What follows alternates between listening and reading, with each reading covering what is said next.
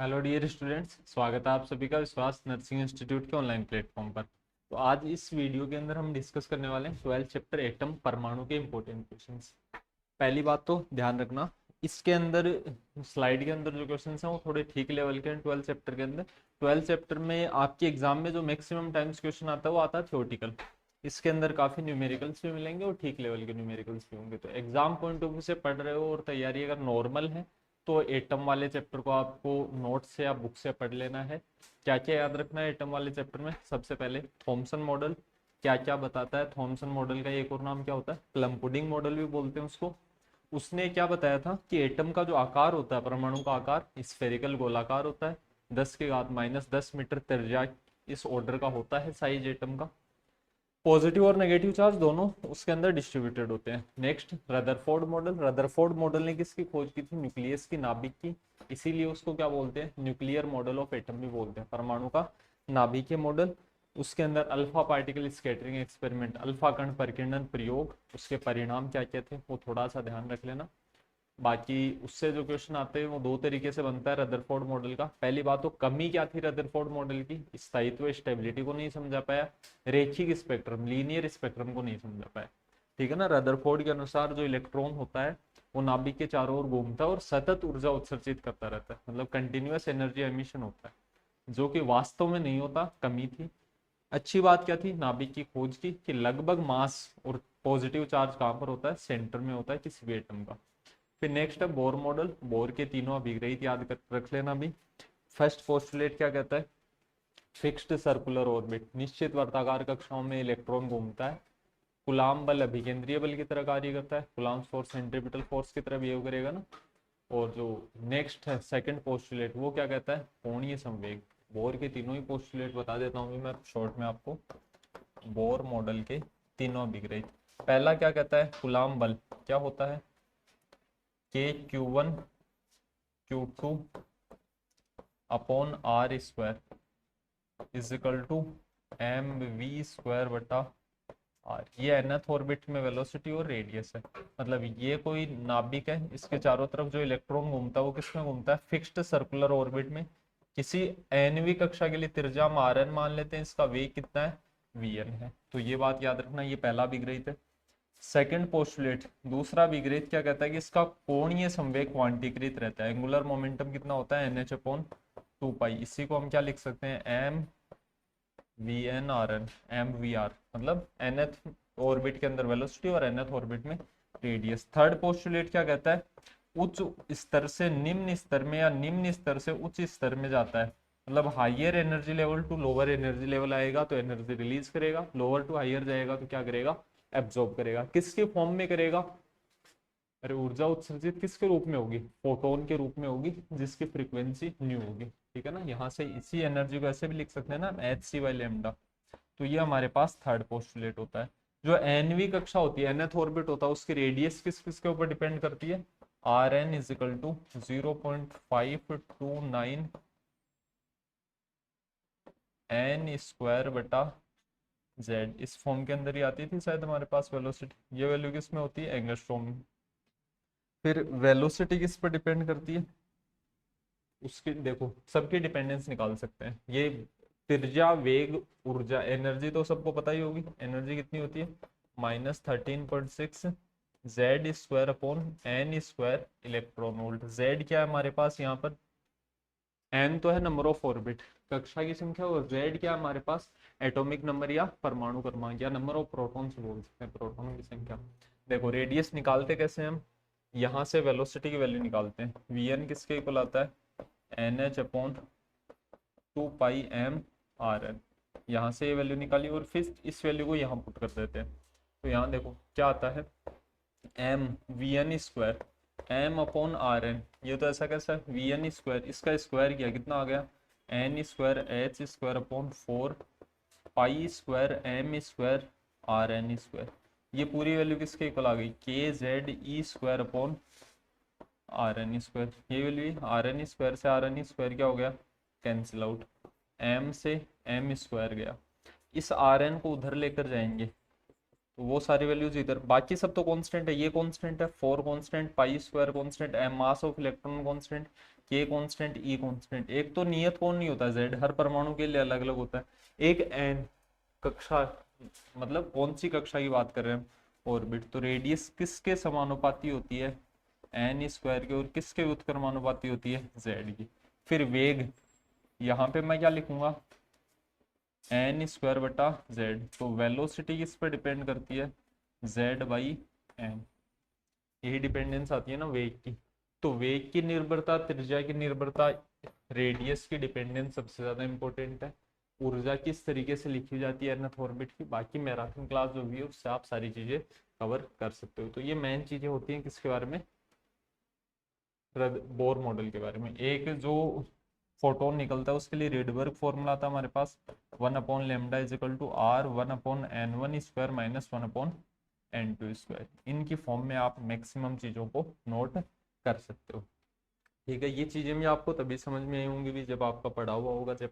अब directly question से start करते हैं। पहला क्वेश्चन देखना, the ground state energy of hydrogen atom is, what is the energy of n is equal to 5। Energy का क्या फॉर्मूला होता है, E n is equal to -13.6 Z square upon N square electron volt. Hydrogen की बात कर ली तो Z तो कितना हो गया, एक हो गया, इसका स्क्वायर भी एक होगा। एन की जगह कितना कह रहा है हमें, 5, 5 का स्क्वायर कितना हो जाएगा, 25 इलेक्ट्रॉन वोल्ट।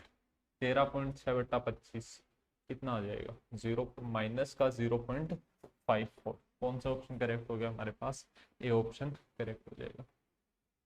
नेक्स्ट सेकंड देखना, the energy of hydrogen atom is nth orbit is, calculate the energy necessary to transit electron from first orbit to second orbit. पहली कक्षा की त्रिज्या कितनी होती है, -13.6 इलेक्ट्रॉन वोल्ट, एन की जगह एक रखेंगे तो।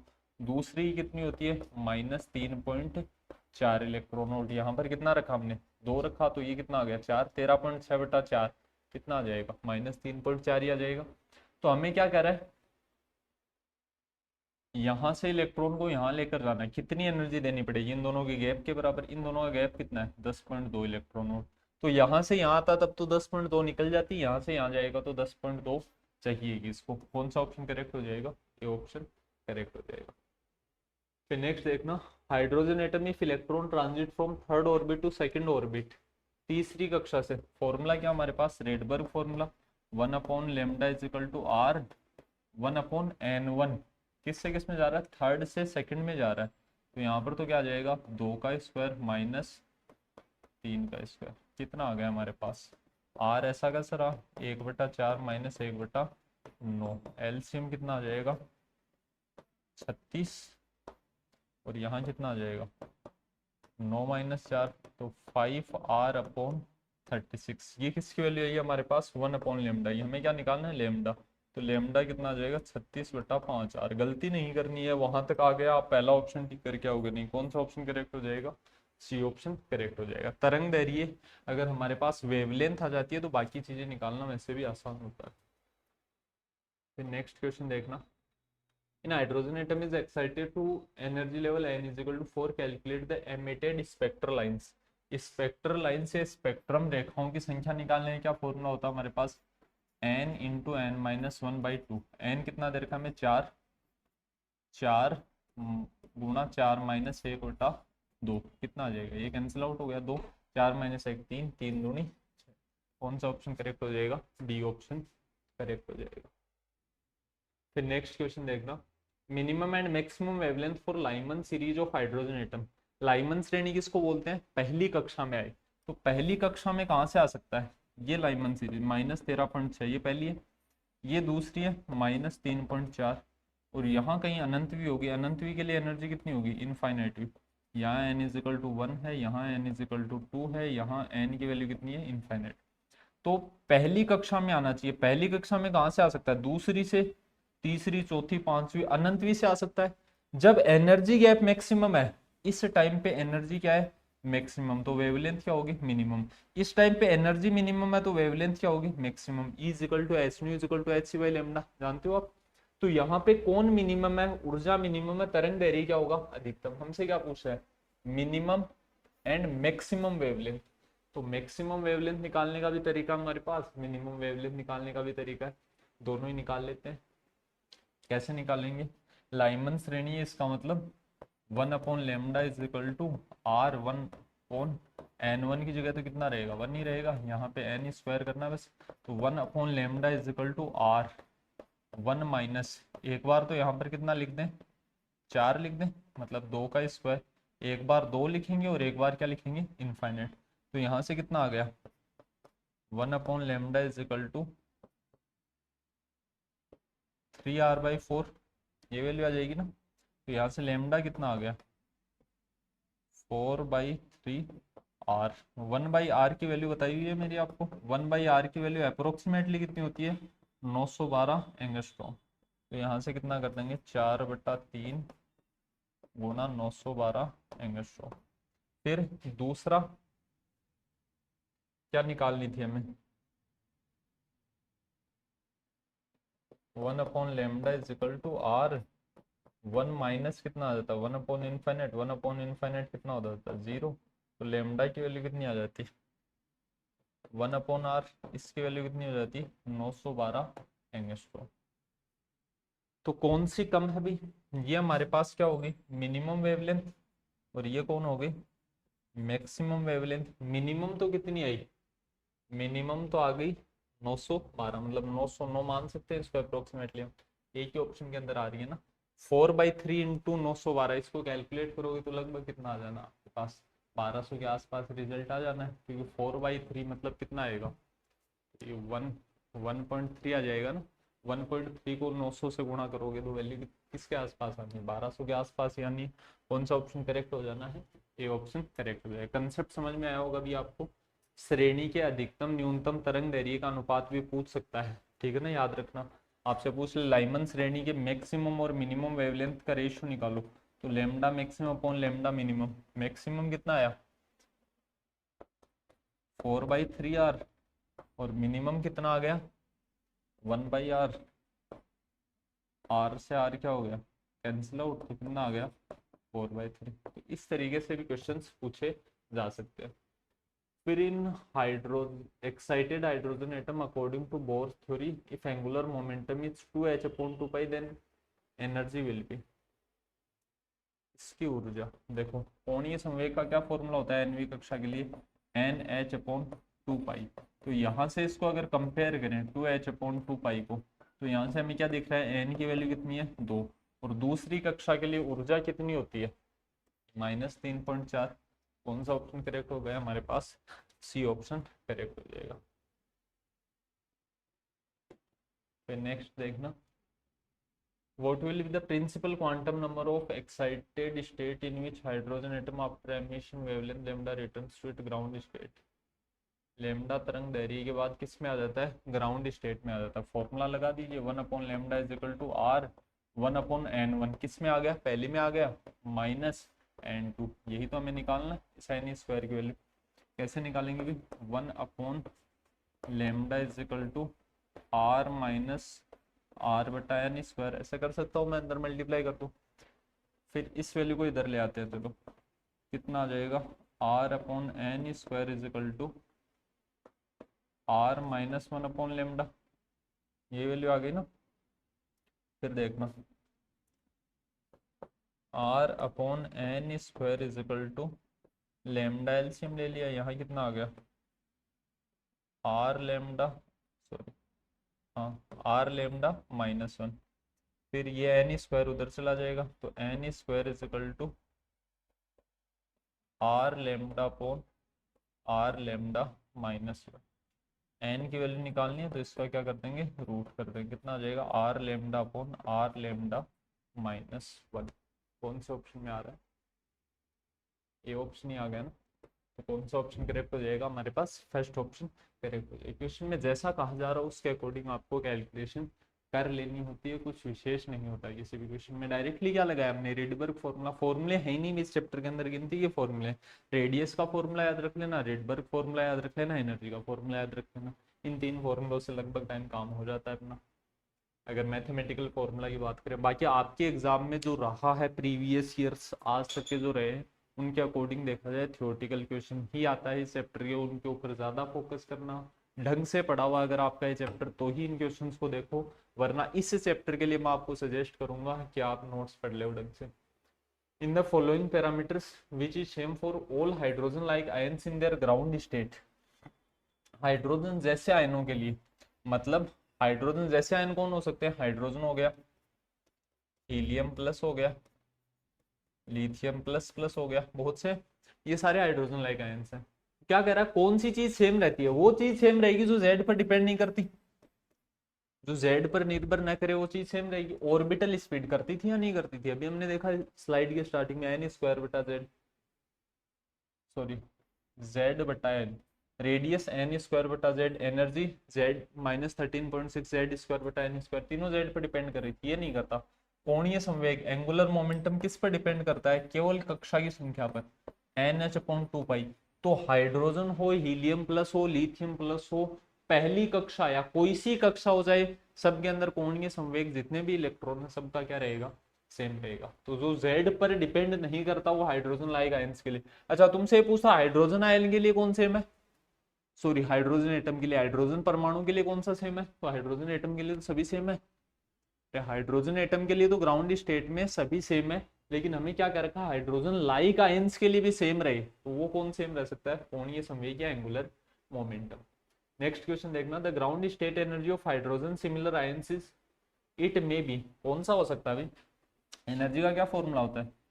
-13.6 Z square upon N square, ये कितना दे रखा? -54.4 इलेक्ट्रॉन वोल्ट, यहाँ भी इलेक्ट्रॉन वोल्ट होता है। अब हमें क्या क्या रखा है? ग्राउंड स्टेट, ग्राउंड स्टेट मतलब एन की जगह तो कितना रखोगे? 1, तो ये तो गया, माइनस से माइनस गया, जेड स्क्वायर किसके इक्वल आ गया? -54.4 अपॉन 13.6, माइनस से माइनस कैंसिल आउट, ये कितना आ गया? 4, जेड की वैल्यू कितनी आ जाएगी? 2 आ जाएगी।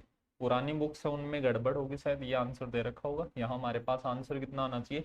परमाणु क्रमांक 2 किसके लिए होता है? हीलियम प्लस के लिए। कौन सा ऑप्शन करेक्ट हो जाएगा? ये ऑप्शन करेक्ट हो जाएगा। फिर on increase in value of principal quantum number in hydrogen atom the potential energy, देखो एनर्जी का क्या formula? -13.6 Z square upon N square electron volt. Total energy को क्या लिख सकता हूं मैं? Kinetic energy plus potential energy, स्थितिज ऊर्जा प्लस गतिज ऊर्जा। स्थितिज ऊर्जा काइनेटिक एनर्जी कैसे नहीं हो सकती भी? नेगेटिव नहीं हो सकती ना काइनेटिक एनर्जी। काइनेटिक एनर्जी कैसी होती है? पॉजिटिव होती है। गतिज ऊर्जा कैसी होती है? धनात्मक। तो इसको क्या लिखा जाता है? -en, मतलब माइनस माइनस क्या हो गया? प्लस। तो ये कितना होता है? -13.6 जेड स्क्वायर बटा N square electron volt. Potential energy कितना होता है? ये होता है 2En, क्योंकि दोनों को जोड़ने पर वापस भी तो आना चाहिए। तो इसको कितना लिखते हैं? -27.2 जेड स्क्वायर बटा एन स्क्वायर इलेक्ट्रॉन वोल्ट। अब समझो ध्यान से, इसके अंदर हमसे क्या पूछ रखा? Potential energy of the atom बढ़ाने पर परमाणु की स्थितिज ऊर्जा, स्थितिज ऊर्जा पर क्या फर्क पड़ेगा भी? तो देखो गतिज ऊर्जा पर किसको बढ़ा रहे हैं? एन को। एन को बढ़ाएंगे ये वैल्यू घट जाएगी, एन को बढ़ाएंगे तो वैल्यू तो घटेगी, लेकिन माइनस में घटने का मतलब क्या होता है? बढ़ना। यहां एन को बढ़ाई जा रहा है ना, एन को बढ़ाएंगे तो ये वैल्यू तो क्या होगी? घटेगी, लेकिन नेगेटिव में घटने का मतलब क्या होता है? बढ़ना। तो पोटेंशियल एनर्जी क्या कर जाएगी? इंक्रीज कर जाती है, स्थितिज ऊर्जा बढ़ जाती है। कई जगह इसके अंदर आंसर क्या माना जाता है? डिक्रीजेस माना जाता है, लेकिन गलत है ना। ठीक है, कौन सा ऑप्शन करेक्ट होगा हमारे पास? इसी की जगह देखो नाम बदलेगा, ऊर्जा लिखता तो भी यही आंसर होता, स्थितिज ऊर्जा लिखता तो भी सेकंड ऑप्शन आता, गतिज ऊर्जा लिख देता तो कौन सा ऑप्शन आ जाता? फर्स्ट ऑप्शन आ जाता। ठीक है, बुक में भी ये दिया हुआ है क्या? आपकी बुक है उसके अंदर भी शायद इसमें ए है। अब तो करेक्शन हो गया होगा, बाकी गलत है अगर ये है तो। ठीक है, कौन सा ऑप्शन करेक्ट आएगा इसमें? सेकंड ऑप्शन ही करेक्ट होगा, कंफ्यूजन रखना ही नहीं। कंसेप्ट तो समझ गए होंगे ना आप? नेगेटिव में घटने का मतलब बढ़ना होता है, याद रखो। स्थितिज ऊर्जा से रिलेटेड इस टाइप के क्वेश्चंस बनते रहते हैं। नेक्स्ट क्वेश्चन क्या है? When an hydrogen atom transit from ground state to first excited state then increase in its angular momentum. Ground state निम्नतम अवस्था मतलब n=1। First excited state, confuse मत होना, प्रथम उत्तेजित अवस्था का मतलब होता है n=2। फर्स्ट एक्साइटेड स्टेट का मतलब क्या? n=2। हमें क्या कर रहा है? Increase in angular momentum. पहले में कितना था? h/2 पाई। दूसरे में कितना हो जाता है? 2h/2 पाई। इंक्रीज कितने का हुआ? इंक्रीज हुआ वो निकालने के लिए क्या कर सकता हूँ मैं, L2 माइनस L1, तो ये भी कितना आ जाएगा, H/2 पाई आ जाएगा। क्या H की वैल्यू कितनी होती है, 6.6 इंटू 10⁻⁻34 जूल सेकेंड अपॉन 2, पाई की वैल्यू कितनी होती है 3.14। इन दोनों को कैंसिल आउट करेंगे, लग ये कितना आएगा 6.3 समथिंग आ जाएगा ना, 6.3, ये कितना आ जाएगा 1 पॉइंट समथिंग इंटू 10⁻34। कौन सा ऑप्शन करेक्ट हो गया, सेकंड ऑप्शन करेक्ट आ जाए। कितना चेंज कितना है हमारे पास, तो पहले की ये होती है दूसरे की ये होती है, चेंज निकालने के लिए जिसकी ज्यादा उसमें से कम को क्या कर दो, घटा दो। एच की वैल्यू तुम जानते हो, एच प्लांक्स कांस्टेंट है, याद रख लेना। यूनिट क्या होती है इसकी, जूल इनटू सेकंड। आपसे पूछ ले एंगुलर मोमेंटम की यूनिट किसके इक्विवेलेंट होती है, किसके इक्विवेलेंट होती है, प्लांक नियतांक या Planck constant. What did Rutherford alpha particle scattering experiment discovered, nucleus या नाभिक की खोज की थी अल्फा उपकरण परिकिरण प्रयोग। इसी मॉडल को क्या बोलते हैं, और न्यूक्लियर मॉडल भी बोलते हैं ना, नाभिक model. Electron in atom held by nucleus, कौन से बल द्वारा, कूलॉम बल द्वारा। इलेक्ट्रॉन नेगेटिवली, नाभिक ऐसा पॉजिटिवली। फिर Balmer series lies in which spectrum, देखो Lyman series, Balmer series, Paschen, Bracket और फुंड, फुंड सीरीज, ये पाश्चन। ठीक है, लाइमन श्रेणी, बामर श्रेणी, पाश्चन, ब्रैकेट, फुंड। ये क्या होता है, पहली में आए, ये क्या होता है दूसरी कक्षा में आए, ये होता है तीसरी कक्षा में आए इलेक्ट्रॉन, ये चौथी कक्षा में आए, ये पांचवी में आए। कहां से आ रहा है इससे फर्क नहीं पड़ रहा। देखो पहली में कहां कहां से आ सकता है, दूसरी तीसरी अनंतवी, दूसरी में कहां कहां से आ सकता है, तीसरी चौथी पांचवी, तीसरी में चौथी पांचवी छठी, चौथी में पांचवी छठी सातवीं, पांचवी में छठी सातवीं, अनंत तक आ सकता है। तो हमें फर्क पड़ता आ किस में रहा है, पहली में आता है सबसे ज्यादा ऊर्जा निकलती है, दूसरी में उससे कम, तीसरी में उससे कम, चौथी में उससे कम। ये लाई करता है अल्ट्रावायलेट पराबैंगनी, ये किस में लाई करता है, विजिबल। सबसे पहले खोज भी इसी श्रेणी की हुई थी, first discovered series, first discovered, सबसे पहले इसी की खोज हुई थी। सर्वप्रथम कौन सी श्रेणी की खोज हुई थी, बामर की। फिर ये किस में लाई करते हैं, सब इंफ्रारेड, अवरक्त, ठीक है ना। इन सबसे ज्यादा एनर्जी इन तीनों में देखो, सबसे ज्यादा किसके, अल्ट्रावायलेट की, फिर विजिबल, फिर इंफ्रारेड। आठवें चैप्टर में पूछ सकता है इंफ्रारेड की प्रोडक्शन कैसे होता है, विजिबल का कैसे होता है, अल्ट्रावायलेट पराबैंगनी का कैसे होता है। तो बामर श्रेणी कौन से में लाई करती है, विजिबल या दृश्यमान क्षेत्र में लाई करती है, ठीक है ना। इनसे जो फोटोन निकलता है वो विजिबल फोटोन निकलता है। Find the minimum energy required to remove electron from ground state of lithium plus plus ion. Remove करना है मतलब उसको मुक्त करना है। देखो नेगेटिव चार्ज इसका, सॉरी, ऊर्जा ऋणात्मक होने का मतलब, एनर्जी नेगेटिव होने का मतलब उसको अट्रैक्ट कर रखा है न्यूक्लियस ने। तो उसको हमें क्या करना है, बाहर निकालने के लिए आवश्यक न्यूनतम ऊर्जा, बाहर निकालना मतलब अनंतवीं कक्षा में लेकर जाना है, उसकी एनर्जी जीरो कर देनी। तो पहले तो निकालो ग्राउंड स्टेट की एनर्जी कितनी होती है, -13.6 जेड स्क्वायर। अब lithium, hydrogen, helium, lithium, lithium के लिए जेड कितना होता है, 3 होता है, तो यहाँ कितना आ जाएगा 3 का स्क्वायर, 13.6 जेड स्क्वायर बटा एन स्क्वायर। ग्राउंड स्टेट है, इलेक्ट्रॉन वोल्ट, किससे गुणा कर दोगे इसको 9 से, ये कितना आ जाएगा 122.4 माइनस का, इसको फ्री करना है मतलब यहाँ से निकालना है, तो ये माइनस की एनर्जी, इतनी एनर्जी हमें क्या करनी पड़ेगी, इस इलेक्ट्रॉन को देनी पड़ेगी। लिथियम की ग्राउंड स्टेट मतलब ये पहली एनर्जी स्टेट ही कहां पर होती है, -122.4। तो यहाँ से इलेक्ट्रॉन को निकालना है तो इसको एनर्जी देनी पड़ेगी, ऊपर जाना है मतलब एनर्जी देनी पड़ेगी, ऊपर से नीचे आ रहा तो एनर्जी निकलेगी। तो कितनी देनी पड़ेगी, 122.4। याद रख लेना, ऐसे क्वेश्चंस में कंफ्यूजन के लिए क्या कर देता हो, माइनस और प्लस के दोनों के ऑप्शन दे देगा। तो आयनाइजेशन एनर्जी पूछ ले आपसे, आयनीकरण ऊर्जा, बाहर निकालने की ऊर्जा, ऐसा कुछ भी क्वेश्चन आ जाए प्लस का ही ऑप्शन करके आना आपको। फिर according to Bohr model the difference between energies of electron in two orbit is equal to, किसके बराबर होता है, फोटोन निकलता है ना, E2 - E1 is equal to H nu. अब एच न्यू ऑप्शन में है नहीं, इसी को एच सी बटा लेमडा भी लिख सकते हैं। कौन सा ऑप्शन करेक्ट हो जाता, सेकंड ऑप्शन। अरे जबरदस्ती नहीं करनी, अगर ये एच सी बटा लेमडा भी नहीं होता तो इस क्वेश्चन में हम नन ऑफ दीज भी कर सकते थे भाई। फिर in the following question select the correct match the following, क्या करना आपको, मिलान करना भी, मैच द फॉलोइंग का क्वेश्चन है, करते हैं मिलान। क्या क्या कह रखा है, बोर मॉडल, बोर मॉडल क्या कहता है, स्टेशनरी सर्कुलर ऑर्बिट, स्टेशनरी स्थिर कक्षाएं होती है। थॉमसन मॉडल क्या कहता है? ए में आ रहेगा, ए में आर एक नहीं आ रहा, बी में पी। सही बात है। कांस्टेंट फॉर आयनाइजेशन पोटेंशियल क्या होता है? कांस्टेंट होता है। रदरफोर्ड मॉडल ने किसकी खोज की थी? नाभिक की। और थॉमसन मॉडल है डी में एस, सी में क्यू, बी में पी। कौन सा ऑप्शन करेक्ट हो जाएगा? भी सेकंड ऑप्शन करेक्ट हो जाएगा। बोर मॉडल क्या कहता है? परमाणु स्थिर कक्षाओं में, स्थिर वर्ताकार कक्षाओं में गति करता है। रदरफोर्ड मॉडल ने नाभिक की खोज की थी। बाकी तो पहले से ही हो गया ना। ठीक है, थॉमसन मॉडल कहता है जो चार्ज है वो यूनिफॉर्मली डिस्ट्रीब्यूटेड होगा। नेक्स्ट चलते हैं। इंफ्रारेड रेडिएशन, इंफ्रारेड किस किस में निकल सकती है? ये कौन सी सीरीज है? लाइमन। ये कौन सी है? बामर। ये कौन सी है? ब्रेकेट। तो इसके अंदर निकल जाएगा। पास्टन, ब्रेकेट, फूंड सब में निकल सकता था।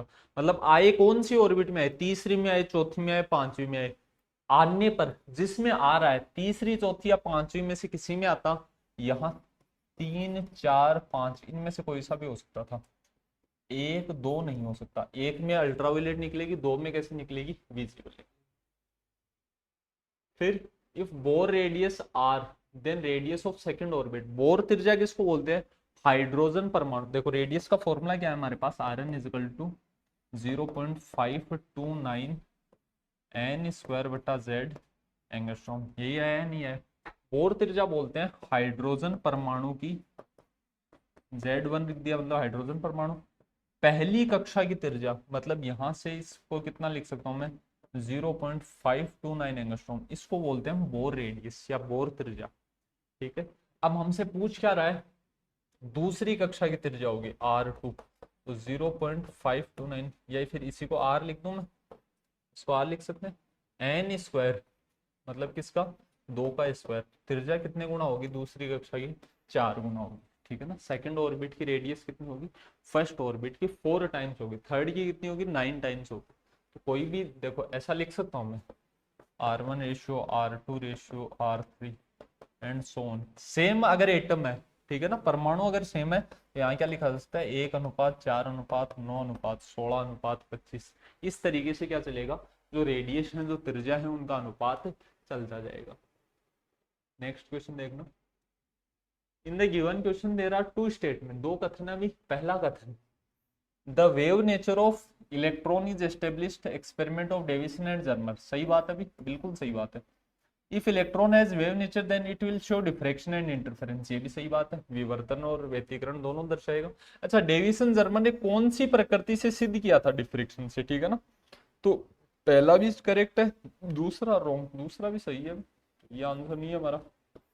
Statement 1 is correct, statement 2 is correct and the explanation of statement is correct. ये भी सही बात है भाई। कथन 1 और 2 सही है और व्याख्या भी सही है, एक्सप्लेनेशन भी सही है। वेव नेचर होता है तो इंटरफेरेंस और डिफ्लेक्शन दोनों होते हैं ना तरंगी प्रकृति में। फिर नेक्स्ट क्वेश्चन देखना, ये अच्छा क्वेश्चन अभी। The relation between wavelength lambda e. क्या फॉर्मूला होता है वेवलेंथ का? h/p। किसका? मोमेंटम, संवेग किसका? इलेक्ट्रॉन का। And the wavelength of photon, photon के लिए कितना आ जाएगा? h/pp, मोमेंटम का फोटोन। अच्छा, और क्या कह रहा है मैं?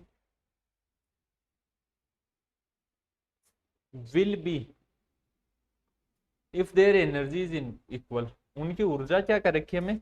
बराबर कर रखी है। अच्छा, एक बात और बताना, E is equal to H nu is equal to H C बटा लेमडा। ये इक्वेशन में पढ़ते हैं क्या हम?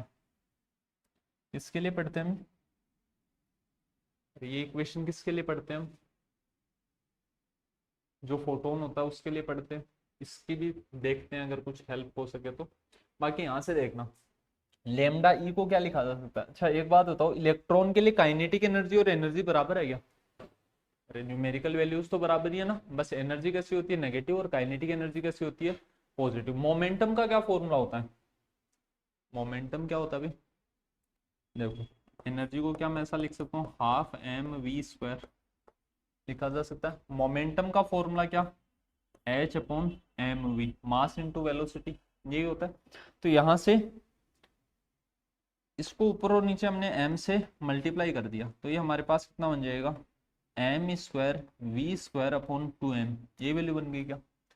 एम स्क्वायर वी स्क्वायर किसके बराबर आ गया, 2m, ये वैल्यू इधर आ गई। मोमेंटम क्या होता है, मास इंटू वेलोसिटी, संवेग यही होता है। एम स्क्वायर वी स्क्वायर की वैल्यू एम वी, रूट कर दो ना यार इसका, सीधा सा क्या हो जाएगा, रूट, कितना आ गया, 2m ही आया या नहीं आया, यहाँ से इसकी वैल्यू कितनी आ गई, 2m। तो यहाँ से देखना इस रिलेशन के अंदर, यहाँ से मैं क्या लिख रहा हूँ, lambda E is equal to H upon root 2m। लिखा है नहीं लिखा भी, बिल्कुल लिखा सर। अब एनर्जी दोनों की सेम थी या नहीं थी, बिल्कुल थी। तो यहां से ये फोटोन की ऊर्जा है, इसको क्या लिखा जा सकता है, is equal to H upon under root 2m H C बटा लेमडा पी। नहीं लिख सकता क्या मैं, अरे एनर्जी दोनों की सेम है या नहीं है, हमें क्या कर रखा है, इलेक्ट्रॉन और फोटोन दोनों की एनर्जी क्या है, सेम। एनर्जी सेम है तो एनर्जी, इसके लिए तो ऐसे निकाल लिया रिलेशन। फिर हमने यहाँ पर फोटोन वाली एनर्जी रख दी या नहीं रख दी भी, यहाँ पे हमने किसकी एनर्जी का मान रख दिया, फोटोन। फोटोन की एनर्जी कितनी होती है, एच सी बटा लेमडा। अब फोटोन की वेवलेंथ कितनी मान ली हमने, लेमडा पी। तो ये रिलेशन आया, ये वैल्यू डिवाइड में ये कहाँ चली जाएगी, बाकी सब तो कांस्टेंट है ना, एच कांस्टेंट है, टू कांस्टेंट, एम, एम किसका मास है, इलेक्ट्रॉन का मास। यहाँ भी एच कांस्टेंट, सी भी क्या होती है, स्पीड ऑफ लाइट कांस्टेंट। ये ऊपर जाएगा तो कितना हो जाएगा, बाकी सारी वैल्यूज तो क्या है, कांस्टेंट है। ऊपर कितना आ गया, लेमडा पी आ गया ना। तो लेमडा ई किसके डायरेक्टली प्रोपोर्शनल है, रूट लेमडा पी के।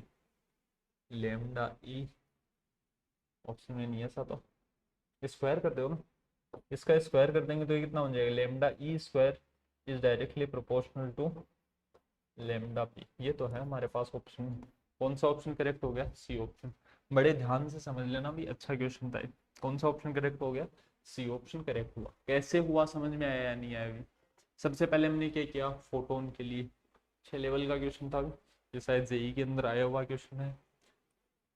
बड़े सिंपल तरीके से समझाया गया, आपको समझ में आया होगा। मैथमेटिकल रिलेशंस आपको सारे आते हैं, बस एग्जाम टाइम पे होता क्या है, मैथमेटिकली इतनी चीजें हम सोच नहीं पाते हैं। इसमें देखो केवल एक फॉर्मूला थोड़ी काम में आ रहा है, 3-4 फॉर्मूले काम में आ रहे हैं ना। हमारी एग्जाम में नॉर्मली क्या होता है, सिंगल फॉर्मूला बेस्ड क्वेश्चन होता है। फिर नेक्स्ट क्वेश्चन की तरफ चलते हैं। How many times the volume occupied, देखो क्या पूछा, ध्यान से, क्या किस चीज के ऊपर ध्यान देना था आपको, घेरा गया आयतन।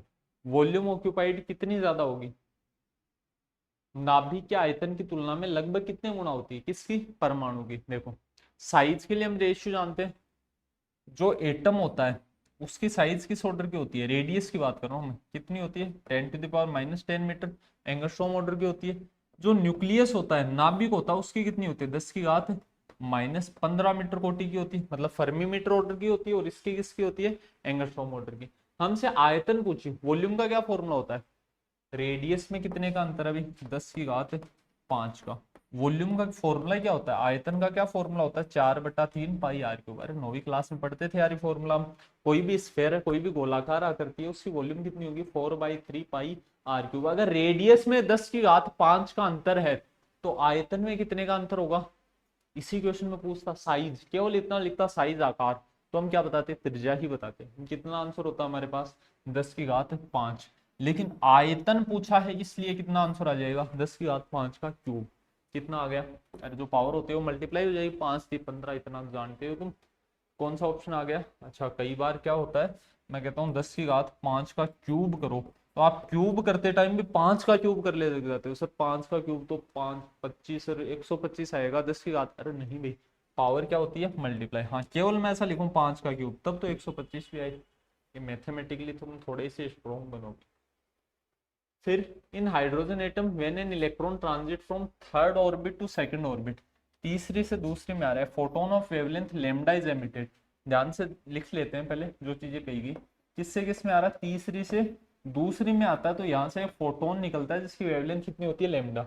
If electron transit from fourth orbit to third orbit, अगर चौथी से तीसरी में आ रहा है तो यहाँ से कितनी वेवलेंथ निकलेगी, कितना तरंग दैर्घ्य का फोटोन निकलेगा, यही पूछा गया अभी हमसे। एक ही फॉर्मूला है हमारे पास, क्या फॉर्मूला होता है, 1/λ=r 1/n1² - 1/n2²। किस में आया, दूसरे में, 2 का स्क्वायर। माइनस किससे आया, तीसरे से आया, तो 3 का स्क्वायर, यही करना है। कितना आ जाएगा आर 1/n, 2 का स्क्वायर कितना आ गया 4, माइनस कितना आ जाएगा 9, एलसीएम कितना आ गया 9 चौक 36, 1/लेमडा की वैल्यू कितनी आ गई आर बट्टा में कितना 36, ऊपर कितना आ गया 9 माइनस 4, ये वैल्यू हम पहले भी सोल्व किया आज की क्लास में। कितना आ गया 5r/36 आ गया, लेमडा की वैल्यू कितनी आई 36/5r, ये वैल्यू आई या नहीं, ये भी आगे। अब यहाँ से निकाल लेते हैं, जो नई वेवलेंथ है उसको हम क्या बोलते हैं, लेमडा डैश बोल सकते हैं हम। नया है ना, हमें नहीं पता अभी क्या है वैल्यू, हमने कितनी बोल दी इसकी लेमडा डैश। आर किस में आर आया तीसरे में, तो यहाँ कितना आ गया 9, 3 का स्क्वायर, यहाँ कितना आ जाएगा 4 का स्क्वायर कितना आ गया 16, इस बार एलसीएम कितना आएगा 16 और 9 का, दोनों का किस में भाग जाता है, 16 को गुणा करते जाओ, 16 दूनी 32, 5, चलो यार पूरा ही लिख देते हैं, 1/लेमडा dash is equal to R, दोनों को ही गुणा कर दो, 9 गुणा 16, यहाँ कितना आ जाएगा 16 माइनस 9, वैल्यू कितनी आ गई आर, ऊपर कितना आ गया 16 में से 9 घटाएंगे कितना बच जाएगा 7 बच जाएगा, ये कितना आ गया 7/9 गुणा 16। आर की जगह देखो, यहां से मैं आर की जगह कितना लिख सकता हूँ, आर की जगह क्या मैं ऐसा लिख सकता हूँ 36/5 लेमडा, देखो ना अभी ये आर इधर जाएगा, ये लेमडा इधर आ जाएगा, आर की जगह हमने कितना लिख दिया 1/लेमडा डैश इक्वल टू 36/5 लेमडा गुणा 7/9 गुणा 16, ठीक है, 9 चौक 36, 4 चौक 16, ये कितना आ गया 7/20 लेमडा आया या नहीं आया, ये हमारे पास किसकी वैल्यू है 1/लेमडा डैश की। अब लेमडा डैश की वैल्यू कितनी हो जाएगी 20 लेमडा/7, कौन सा ऑप्शन करेक्ट हो गया, सेकंड ऑप्शन करेक्ट हो जाएगा, ठीक है। कैलकुलेशन लेंदी है, बाकी कुछ विशेष नहीं है, 2 कैलकुलेशन करनी थी, फॉर्मूला एक ही काम में आ रहा है, कौन सा ऑप्शन करेक्ट आया इसके अंदर, सेकंड ऑप्शन करेक्ट हो जाएगा। नेक्स्ट क्वेश्चन की तरफ चलते हैं, find the ratio of wavelength of last line of Balmer and Lyman series, Balmer और लाइमन श्रेणी की आखिरी जो सीरीज होगी उसके लिए हमसे किसका अनुपात पूछ रहा है, तरंग दैर्घ्य का, आखिरी मतलब कहाँ से आए अनंत से, तो सबसे पहले किसके लिए निकाल लेते हैं बामर के लिए, कितना आ जाएगा आर 1/n1, n1 कितना होता है बामर में 2, माइनस कितना आ जाएगा अनंत, तो ये वैल्यू तो कितनी हो गई 0, बामर के लिए कितना आ गया 4/r, अरे 2 का स्क्वायर कितना हो गया 4, इस वैल्यू को उल्टा कर दिया तो ये लेमडा भी आ गया। फिर किसके लिए पूछ रहा लाइमन सीरीज के लिए, लाइमन के लिए क्या हो जाएगा r 1/n1 मतलब 1 का स्क्वायर माइनस कितना आ जाएगा अनंत, ये वैल्यू कितनी हो गई 0, लेमडा एल कितना आ गया 1/r, हमसे क्या पूछ रहा है बामर और लाइमन मतलब लेमडा बी बटा लेमडा एल, कितना आ जाएगा 4/r/1/r, आर से आर गया, वैल्यू कितनी हो जाएगी 4, कौन सा ऑप्शन करेक्ट हो गया सी ऑप्शन करेक्ट हो जाएगा। तो आपने देखा होगा अभी बहुत से न्यूमेरिकल से बन रहे हैं इस रेडिबर फॉर्मूला से। Alpha particle consist of, alpha कण बोलते किसको हीलियम के नाभिक को, हीलियम का नाभिक मतलब 2He4, ये किसकी संख्या होती है प्रोटोनों की संख्या, ये किसकी संख्या होती है मास नंबर, द्रव्यमान क्रमांक होता है ना, मतलब प्रोटॉन प्लस न्यूट्रॉन, अगर हमारे पास प्रोटॉन 2 है तो न्यूट्रॉन कितने होंगे, ए की वैल्यू कितनी आ गई Z प्लस एन, यही होता है, ए 4 दे रखा है, Z कितना है 2 प्लस एन, तो एन की वैल्यू कितनी आ जाएगी यहाँ से 2, प्रोटॉन भी 2 है न्यूट्रॉन भी कितने हैं 2, तो ओनली 2 प्रोटॉन ना, ओनली 2 प्रोटॉन एंड 2 न्यूट्रॉन, ये बात सही है, कौन सा ऑप्शन करेक्ट हो जाएगा, 2 ही प्रोटॉन है और 2 ही कौन है न्यूट्रॉन, इलेक्ट्रॉन नहीं होते, वो हीलियम एटम के पास होते हैं, हीलियम का नाभिक है, हीलियम न्यूक्लियस क्या होता है डबली आयनाइज्ड होता है, ओनली 2 इलेक्ट्रॉन्स एंड 4 प्रोटॉन्स, ऐसा भी नहीं होता, कौन सा ऑप्शन करेक्ट है इसमें सेकंड ऑप्शन। फिर total energy of an atoms electron in any orbit is -3.4, energy कितनी दे रखी है -3.4 इलेक्ट्रॉन वोल्ट। क्या पूछ रहा है kinetic energy and potential energy, kinetic energy मैंने बताई आपको -En होती है और पोटेंशियल एनर्जी स्थितिज ऊर्जा कितनी होती है 2En। तो ये तो कितनी आ जाएगी -En, मतलब प्लस की 3.4। देखो माइनस, ये पहले से माइनस है, En की वैल्यू माइनस माइनस कितनी होगी प्लस होगी। ये कितनी आ जाएगी 2En। 2En करेंगे तो कितना आ जाएगा, ये माइनस की इसको 2 से गुणा कर दो तो 4, 3.4 को 2 से गुणा किया तो कितना आ गया माइनस का 6.8। तो काइनेटिक एनर्जी कितनी आएगी, पहले तो ये ऑप्शन काट देने थे, गतिज ऊर्जा ऋणात्मक हो ही नहीं सकती, ये ऑप्शन करेक्ट हो जाता। दूसरा ये क्वेश्चन वैसे भी हो सकता था, इन दोनों को जोड़ो, kinetic energy plus potential energy, गतिज ऊर्जा प्लस स्थितिज ऊर्जा को जोड़ने पर कुल ऊर्जा आनी चाहिए, टोटल एनर्जी आनी चाहिए। इन दोनों को जोड़ने पर तो 6.8 आ रहा है, क्या ये वैल्यू आ रही है, क्या नहीं आ रही। क्या इन दोनों को जोड़ने पर ये आ रही है, बिल्कुल आ रही है। देखो 3.4 माइनस 6.8, माइनस 3.4 आई या नहीं है, ये तो हमें लानी थी, इसमें माइनस यहाँ लगा हुआ है, हमें कितनी लानी थी, दोनों को जोड़ने पर -3.4। तो ये सारे इस चैप्टर से रिलेटेड क्वेश्चंस थे, उम्मीद है भी आप सभी को समझ में आए होंगे। किसी क्वेश्चन में फिर भी कोई डाउट हो तो आप कमेंट सेक्शन में पूछ सकते हो। इस सेशन में इतना ही, कोई भी टिप्पणी हो किसी भी तरीके की, समझ में आया हो नहीं समझ में आया हो, जैसे भी आपके सजेशन हो आप कमेंट सेक्शन में बता सकते हो। धन्यवाद।